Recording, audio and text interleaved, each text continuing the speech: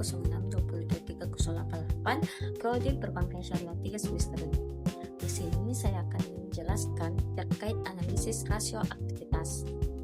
Analisis rasio aktivitas adalah salah satu metode analisis keuangan yang digunakan untuk mengukur tingkat efisiensi perusahaan dalam memanfaatkan aset atau sumber daya yang dimilikinya untuk menghasilkan penjualan atau pendapatan.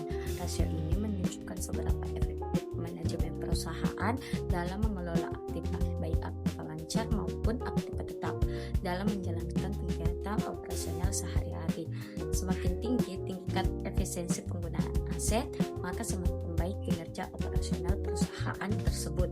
Selanjutnya, tujuan yang hendak dicapai perusahaan dari penggunaan rasio aktivitas, di antaranya yang pertama yaitu mengukur berapa lama pedagang berhutang selama satu periode, atau berapa kali dana yang ditanam dalam piutang ini berputar dalam satu periode.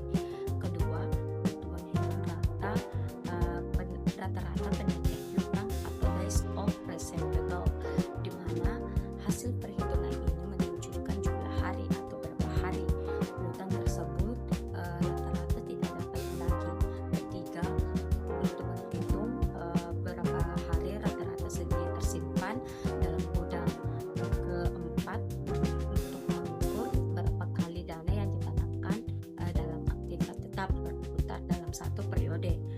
Kelima, dan yang terakhir itu untuk mengukur penggunaan semua aktiva perusahaan dibandingkan dengan penjualan.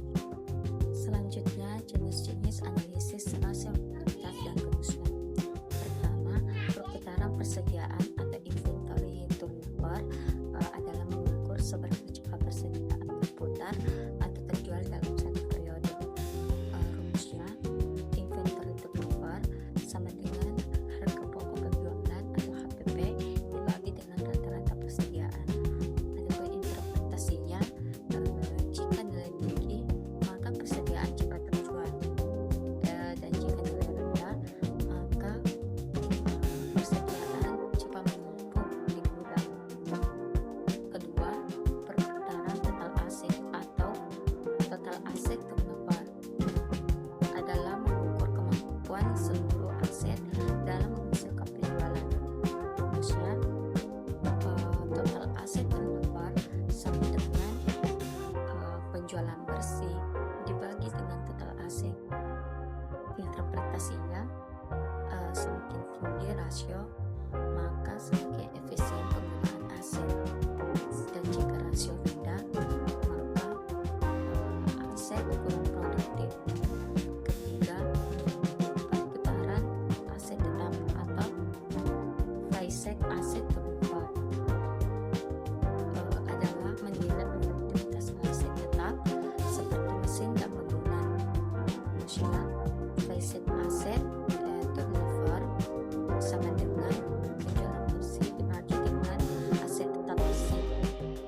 Interpretasinya, jika nilai tinggi maka aset tetap